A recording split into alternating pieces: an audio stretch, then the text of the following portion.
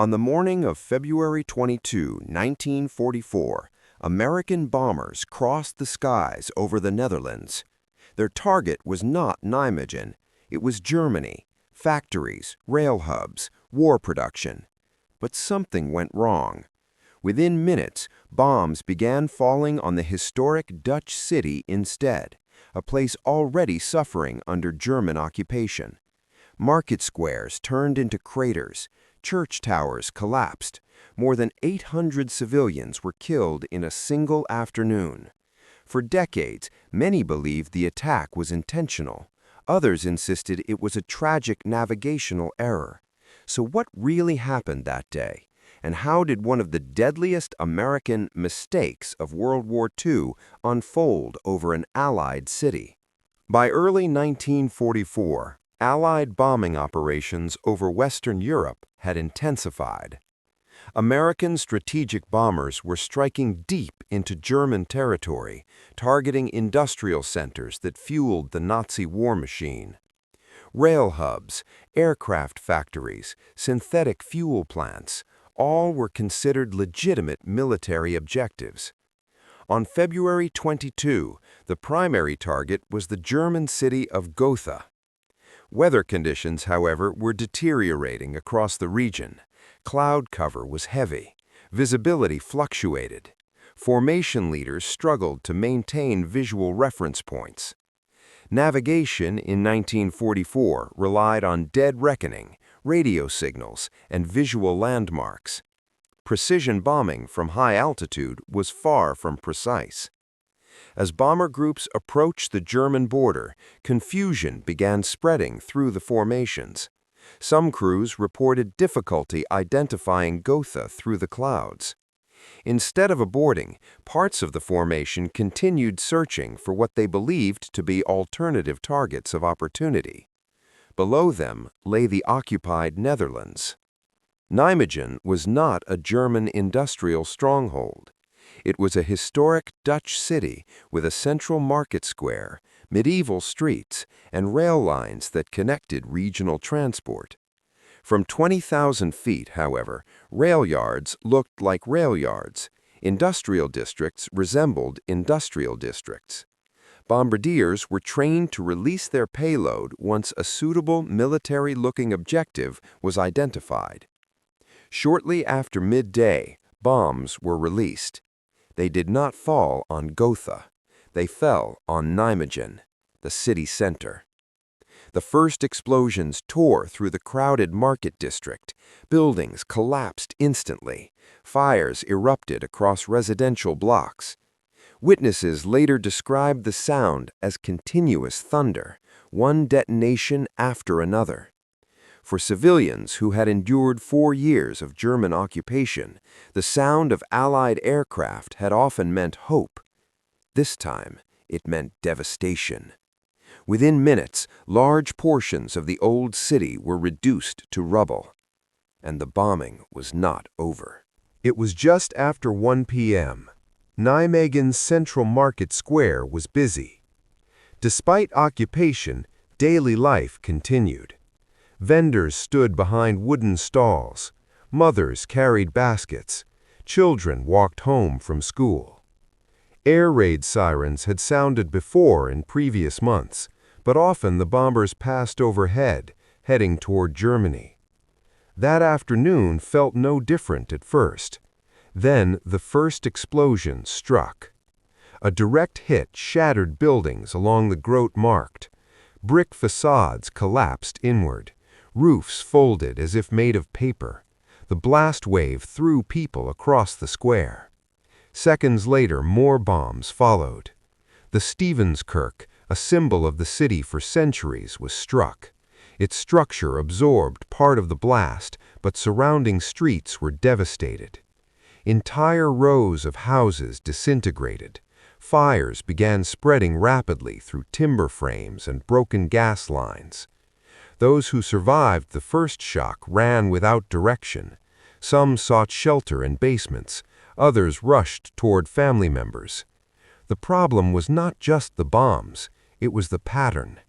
American heavy bombers did not drop a single explosive. They released entire payloads in sequence.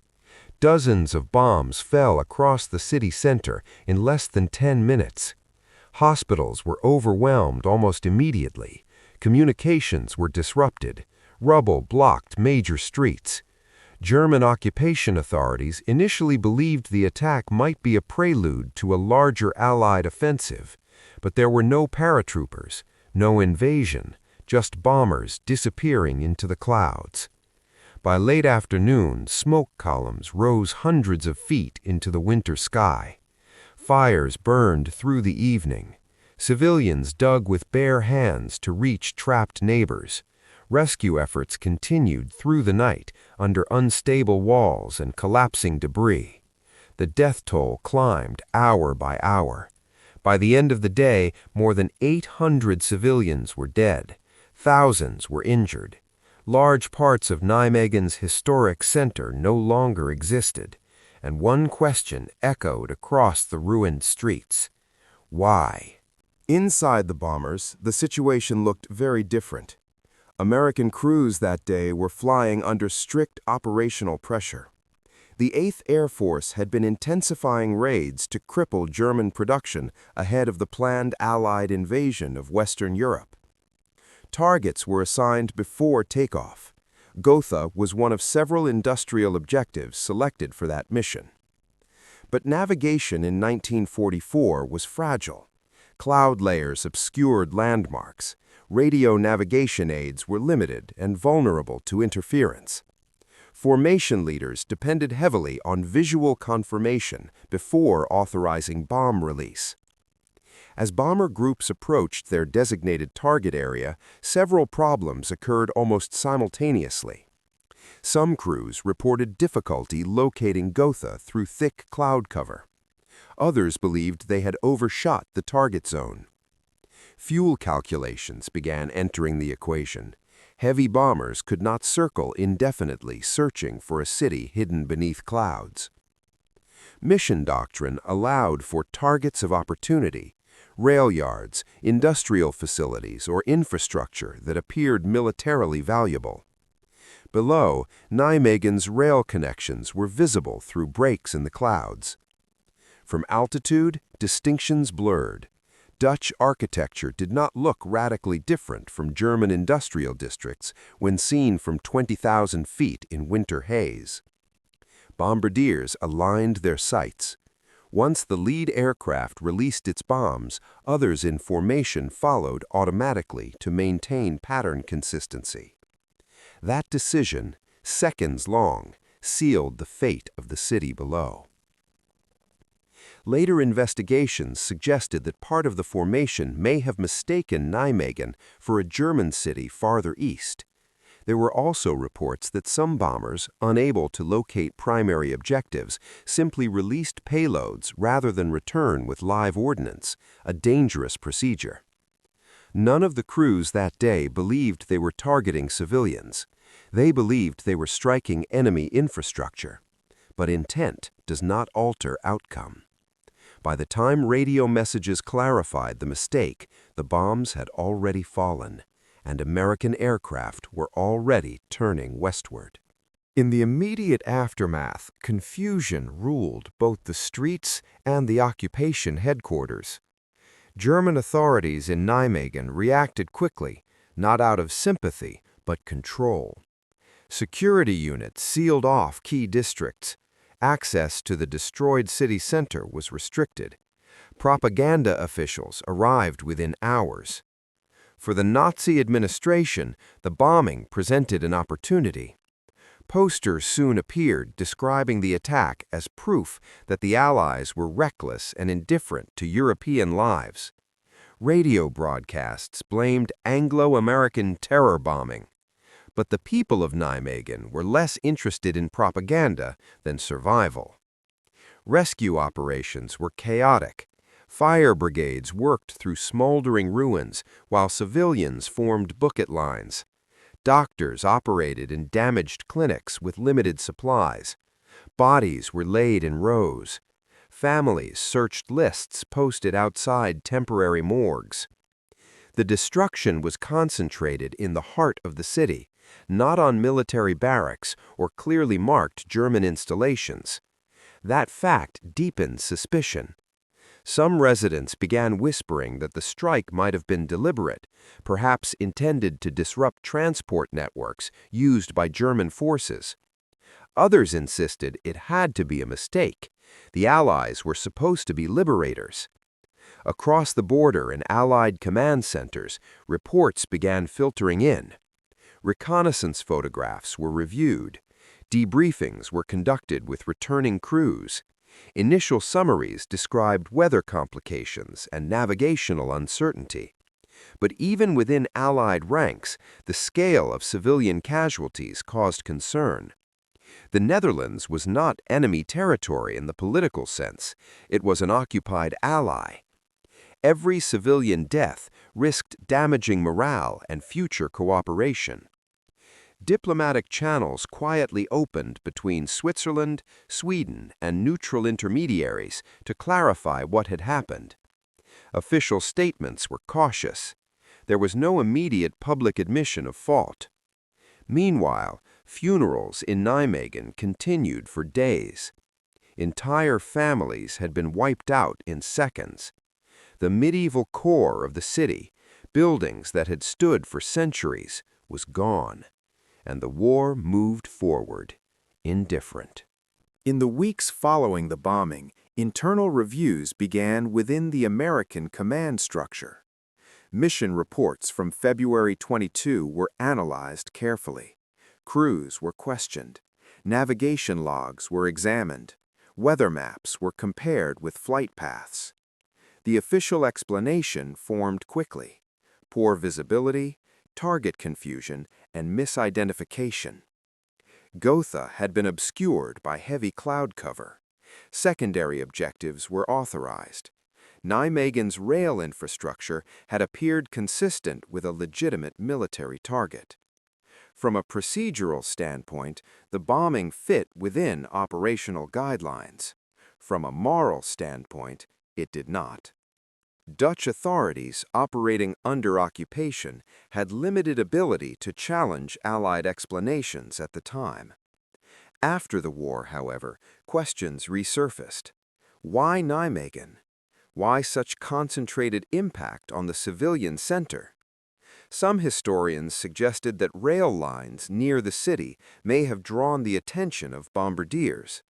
Others raised a more controversial possibility, that crews, unable to locate German targets and unwilling to return with unused bombs, selected a visible urban area to complete the mission.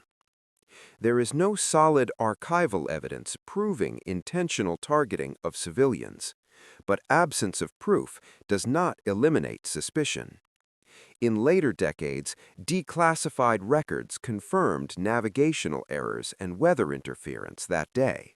They also revealed how fragile high-altitude bombing accuracy truly was.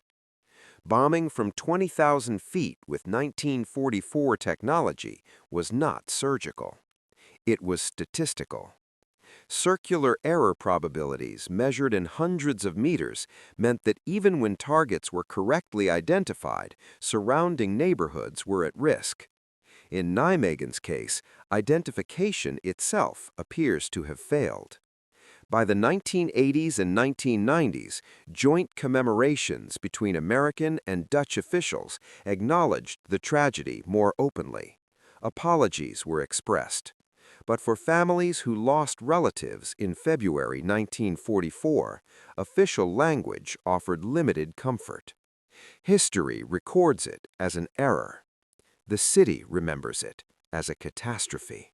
When Allied forces liberated the Netherlands in September 1944, Nijmegen was once again a battlefield. Operation Market Garden would turn the region into one of the most contested areas in Western Europe.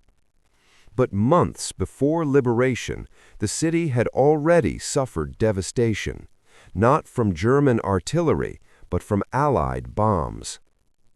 Reconstruction began almost immediately after the war ended. Large portions of Nijmegen's medieval center were rebuilt in simplified architectural forms. Some historic structures were restored, but many were permanently lost. Urban memory, however, proved harder to reconstruct. For years after 1945, public discussion of the February bombing remained subdued. The Netherlands owed its liberation to Allied forces, including the United States.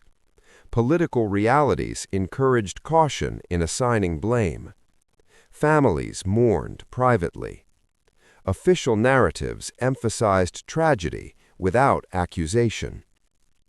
In later decades, as archives opened and wartime documentation became more accessible, historians revisited the event with greater transparency.